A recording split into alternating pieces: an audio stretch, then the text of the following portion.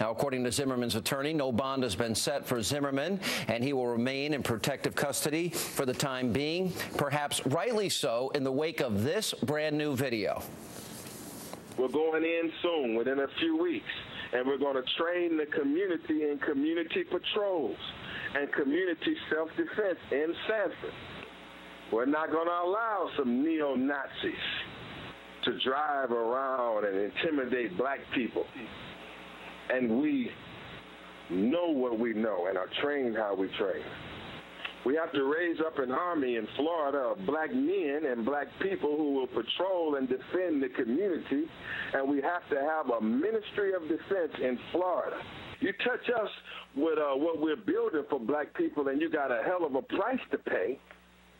You don't build a movement if you don't develop a movement and defend what you develop with a movement, then you're going to be out of luck. So we got to do both, my sister. We got to fight on all fronts. We got to build, and in self-defense, we got to kill.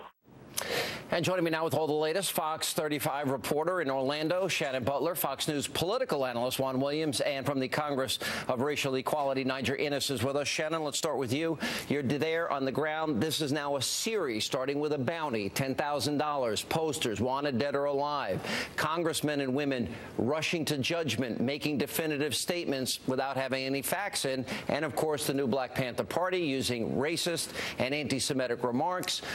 What is the feeling now in the community tonight based on this new statement?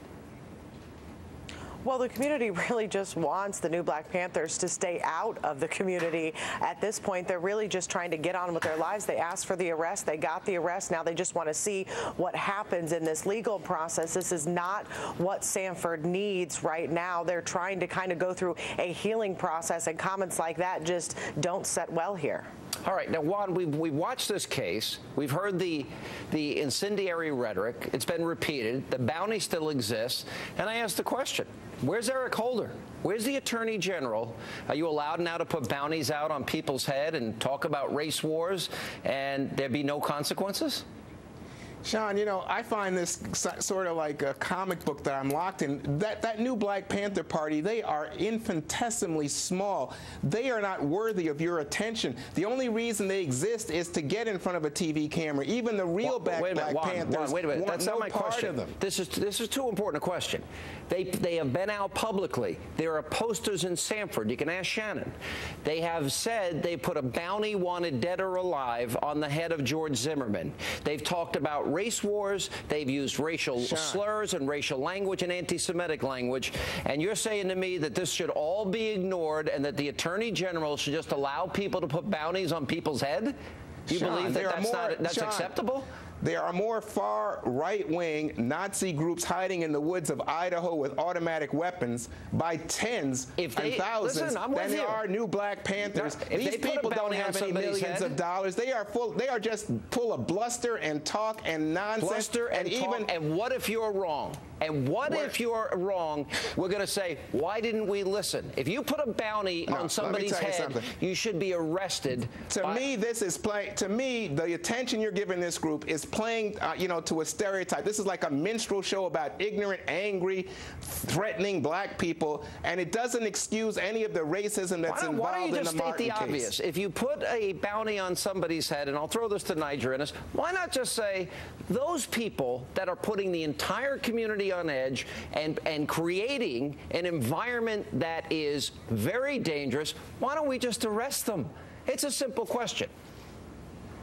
Well, that's absolutely right. The fact is, it's not choosing Eric Holder's Justice Department choosing to isolate the Black Panthers or the neo-Nazis down in Florida. He should isolate both. They're both dangerous. I don't care how big or how small. It is a very sensitive racial situation down there, and the Attorney General should send a signal that neither extremist element is welcome, that the wheels of justice are turning, and that actually we should all look to the example example of Miss Fulton, who has operated with extraordinary courage, decency, and honor throughout this entire episode, and she's the person who's lost the most in this situation. She lost her son. I think very well said, and that goes for the neo-Nazi groups that are down there, and they're trying to stir up trouble, and they're creating an environment that is not safe, I believe, for the people in Sanford and surrounding areas. All right, let's go back to the case here, Shannon, if we can, for just a minute. I asked you about this last night. You interviewed the one eyewitness in the case.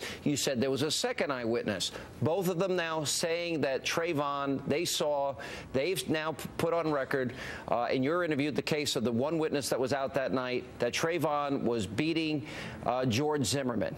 That seems to me that that's going to be a very big part of any trial that occurs in this case. Would you agree? And what new developments do you have, if any? Well, you would think, and I certainly think Mark O'Mara is going to talk heavily with those witnesses and any others that may have that same thought or saw the same thing. But today, when we got that probable cause affidavit saying, it didn't say anything like that. Yeah, how was that missing? How could that be missing? It says very clear there from the prosecutor that George Zimmerman was the aggressor, that he followed Trayvon Martin. But is there any evidence to that? Nothing about what Trayvon Martin did. They say they have it, but we haven't seen it. Yeah, well, eventually this is going to have to come out, and certainly the defense is going to have access to it. And I'm not trying to try this case in the media because I've been critical of others, but, you know, Juan, there's conflicting stories here. And George Zimmerman's father, having spoken to his son, and I interviewed him, said no, he was walking back to his car when Trayvon, later in the exchange, came up to him and confronted him. He has a broken nose. He has lacerations in the back of his head, and we have two witnesses saying that Trayvon was on top of him. Alan Dershowitz thinks it's going to be very difficult, unless the facts change, which they could, in getting a conviction in this case. Well, I think the prosecutor is a professional and appointed by the governor, and it seems to me that she's taken great care in presenting the facts as she knows it and saying that she's resisting any pressure from outside forces calling for any kind of indictment. I'm not sure or arrest. I believe that. But hold on. I just wanted to reiterate something you said, Sean, which is that may have been later in the incident. We don't know what happened when Zimmerman first approached Trayvon Martin. We don't know what words were exchanged, and we don't know why a man who's 100 pounds heavier and much older is engaged in a fight with a young man, and you don't know what point the witness saw that. It could be that was a glimpse of what was a larger picture but Shannon's interview is very powerful. Zimmerman beating Martin. Because Shannon's interview came from the one person that told police what he saw on that night, which frankly would be consistent with the injuries that were incurred. Let me go. Last question tonight. Let me just quickly, hang on a second. Let me just say this to you, Sean. I just talking with Jeb Bush, the former governor of Florida, last week, and he said to me, you know, that stand your ground rule, that has nothing to do with this situation. That was I would actually agree with that. I don't think that would be the defense in this case. But that's not what this. That's not what his point Juan makes about the stand your ground law having nothing to do with this case. And I'm sick and tired of these political hacks and these racial racketeers who are targeting the National Rifle Association and doing it using the gravestone of Trayvon Martin. They should cease and desist from that. The wheels of justice in this case are turning, and I believe justice will be done. All right, guys.